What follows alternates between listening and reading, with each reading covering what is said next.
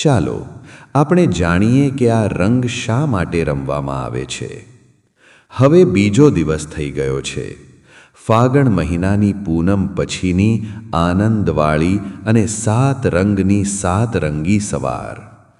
આજના દિવસે આપણે નાના મોટા સૌ કોઈ, ઊંચ નીચ, અમીર ગરીબના ભેદભાવ ભૂલીને હાથમાં લાલ, પીળા, ગુલાબી રંગો અને પાણીથી ભરેલી પિચકારીઓ લઈને એકબીજાને પ્રેમથી રંગવા નીકળી પડીએ છીએ. પરંતુ આ રંગોના મોટા તહેવારની શરૂઆત સતયુગમાં પ્રહલાદથી નહીં, પણ દ્વાપર યુગના નટખટ માખણચોર ભગવાન શ્રી કૃષ્ણ અને બરસાનાની લાડલી રાધા રાણીના પવિત્ર પ્રેમથી થઈ હતી. તો ચાલો હું તમને સમયની સાથે સીધા દ્વાપર યુગના એ જાદુઈ અને પવિત્ર વ્રજમંડળમાં લઈ જાઉં, જ્યાંની માટીમાં આજે પણ અનોખા પ્રેમની સુગંધ છે, જ્યાં યમુના માતા પોતાની ભૂરી લહેરો સાથે ખળખળ વહી રહી છે, કિનારા પર કદંબના ઝાડ ખીલી ઉઠ્યા છે અને ગોકુળની દરેક ગલીમાં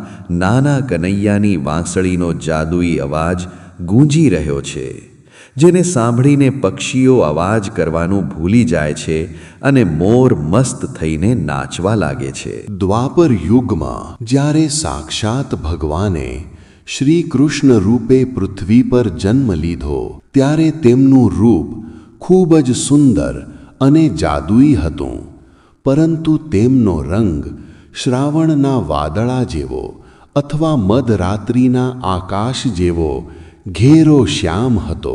જ્યારે બીજી બાજુ બરસાનામાં રહેવાવાળી રાધા રાણીનું રૂપ સાક્ષાત શરદ પૂનમની ચાંદની અને સવારમાં ખીલેલા ચંપાના ફૂલ જેવો ગોરો અને ચમકતો હતો.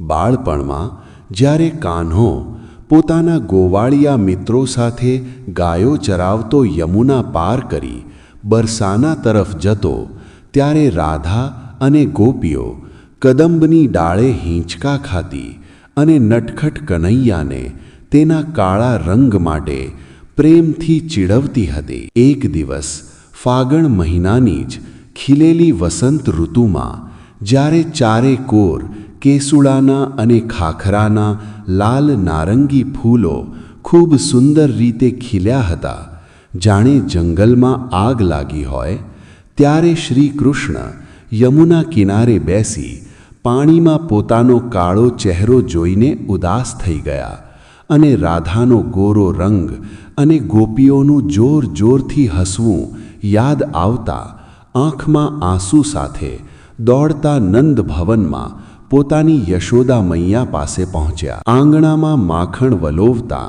યશોદા મૈયાના ખોળામાં સંતાઈને કન્હૈયાએ રડમસ અવાજે ભોળપણથી ફરિયાદ કરી કે મૈયા, તું મને સાચું કહે, તું ગોરી છે, નંદ બાબા ગોરા છે, બલરામ દાઉ ગોરા છે અને પેલી બરસાનાવાળી રાધા પણ એકદમ ચંપાના ફૂલ જેવી ગોરી છે, તો પછી હું જ આવો કાળો શા માટે છું? શું કુદરતે મારી સાથે ભેદભાવ કર્યો છે?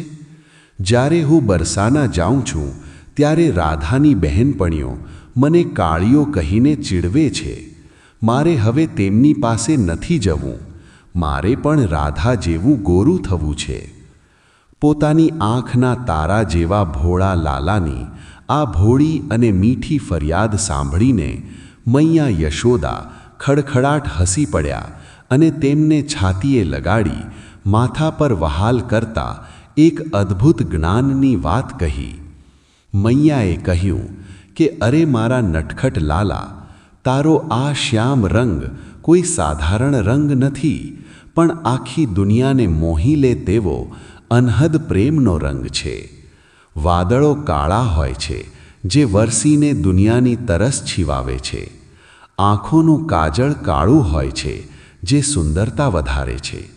અને છતાંય જો તને રાધાના ગોરા રંગથી આટલી જ અદેખાઈ થતી હોય, તો જા તારા મિત્રો સાથે મળીને તારા મનગમતા રંગો તૈયાર કર અને સીધો બરસાના જઈને રાધાના ચહેરા પર એ રંગ લગાવી દે. જ્યારે તું તેને તારા રંગમાં રંગી દઈશ, તો તમે બંને સરખા થઈ જશો અને પછી ન કોઈ ગોરું રહેશે ન કોઈ કાળું. મૈયાનો આ અદ્ભુત અને તોફાની વિચાર સાંભળીને કનૈયાની મોટી આંખો ચમકી ઉઠી અને ચહેરા પર તોફાની સ્મિત આવી ગયું. તેણે તરત જ વાંસળી કમરમાં ભરાવી કપડાં સરખા કરીને પોતાના મિત્રો મનસુખા, શ્રીદામા અને સુબલને બૂમ પાડીને કહ્યું કે ચાલો ગોવાળિયાઓ, જલ્દી આવો, આજે તો બરસાના પર હુમલો કરવો છે અને રાધિકાને રંગવી છે. મિત્રોએ રાતોરાત જંગલમાંથી કેસુડાના અને ખાખરાના ફૂલો વીણીને તેને મોટા વાસણોમાં ઉકાળીને ખૂબ જ સુગંધી અને પાકો લાલ રંગ તૈયાર કર્યો અને સાથે કેસર, ચંદન તથા તાજા ગુલાબની પાંદડીઓ પીસીને ગુલાબી અને પીળો ગુલાલ બનાવ્યો. એટલું જ નહીં, પણ વાંસની ભૂમળીઓ કાપીને તેમાંથી લાંબી પિચકારીઓ પણ બનાવી લીધી. બીજે દિવસે ફાગણ મહિનાની પૂનમની એ રંગબેરંગી સવારે શ્રી કૃષ્ણ પોતાની ગોવાળિયાઓની સેના સાથે હાથમાં રંગની મટકીઓ અને પિચકારીઓ લઈ ઢોલ મંજીરાના અવાજ અને ખૂબ જ ખુશી સાથે ગોકુળથી બરસાના પહોંચ્યા. ત્યાં રાધારાણી પોતાની બહેનપણીઓ લલિતા અને વિશાખા સાથે ચમેલીના ફૂલોથી શણગાર કરીને યમુના કિનારે કદંબના ઝાડ નીચે બેઠા હતા અને તેમને કનૈયાના આ તોફાની હુમલાનો જરાય અંદાજો ન હતો. અચાનક હવામાં વાંસળીનો મીઠો અવાજ સંભળાયો અને શ્રી કૃષ્ણે સામે આવીને પોતાની વાંસની પિચકારીમાંથી લાલ કેસુડાના રંગની એવી સીધી ધાર રાધાના ગોરા ચાંદ જેવા ચહેરા પર છોડી કે તેમનો ગોરો ચહેરો અને સફેદ કપડાં એક જ પળમાં લાલ ઘૂમ થઈ ગયા. કૃષ્ણના ઈશારે ગોવાળિયાઓએ પણ ગોપીઓ પર ગુલાલની એવી છોડો ઉડાડી કે આખું આકાશ મેઘધનુષ્ય જેવું લાલ, પીળા અને ગુલાબી રંગબેરંગી વાદળોથી છવાઈ ગયું. પહેલાં તો રાધારાણી નવાઈ પામીને ચોંકી ગયા, પણ પછી શ્યામનું આ તોફાન જોઈને તેમનો પણ તોફાની સ્વભાવ જાગ્યો અને દુપટ્ટો ઝટકતા બોલ્યા કે અરે કાન્હા, આ શું તોફાન છે? તે મારા સુંદર કપડાં બગાડ્યા અને મને તારી જેવી બનાવી દીધી. ઊભો રહે, આજે અમે ગોપીઓ પણ તને નહીં છોડીએ. ઉઠાવો રંગો, આજે આ ગોકુલિયાઓને બતાવી દઈએ કે બરસાનાની ગોપીઓ પણ કોઈથી કમ નથી. કૃષ્ણ હસતા હસતા બોલ્યા કે રાધે, આજે ખોટું ન લગાડતી, આજે હોલી છે. મૈયાએ જ કહ્યું હતું કે તારો ઘમંડ તોડવા હું તને મારા રંગમાં રંગી દઉં. હવે જો આપણે બંને બિલકુલ સરખા લાગીએ છીએ. આજથી માત્ર પ્રેમનો રંગ છે. ત્યારબાદ બરસાનાની ગોપીઓ અને ગોકુળના ગોવાળો વચ્ચે રંગોનું એવું અદ્ભુત યુદ્ધ રમાયું જે વર્ષો સુધી એક કાયમી રિવાજ બની ગયું.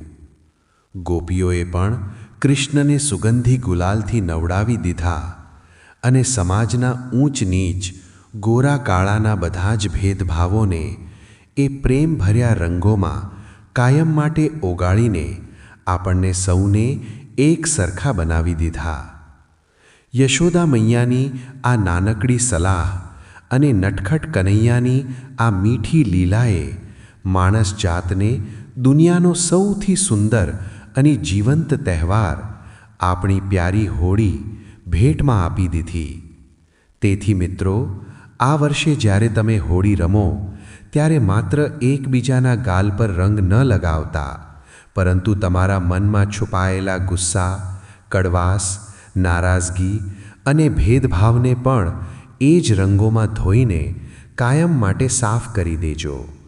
રીસાયેલા સગાવહાલાઓને મનાવી લેજો અને અજાણ્યાને પ્રેમથી પોતાના બનાવી લેજો. કારણ કે જ્યારે દિલના તાર જોડાય છે ત્યારે જ હોળીનો સાચો અને અદ્ભુત રંગ ખીલી ઉઠે છે. અને આ જ તો છે હોળીનો સાચો અર્થ. આપ સૌને રંગો અને પ્રેમના આ મોટા તહેવારની ખૂબ ખૂબ શુભેચ્છાઓ. હેપી હોલી. જો તમને આ જૂની અને અદ્ભુત વાર્તા પસંદ આવી હોય તો આ વિડીયોને લાઈક કરજો, તમારા મિત્રો સાથે શેર કરજો અને કોમેન્ટ્સમાં રાધે રાધે અથવા જય શ્રી કૃષ્ણ જરૂર લખજો. મળીએ છીએ આવતા વિડીયોમાં.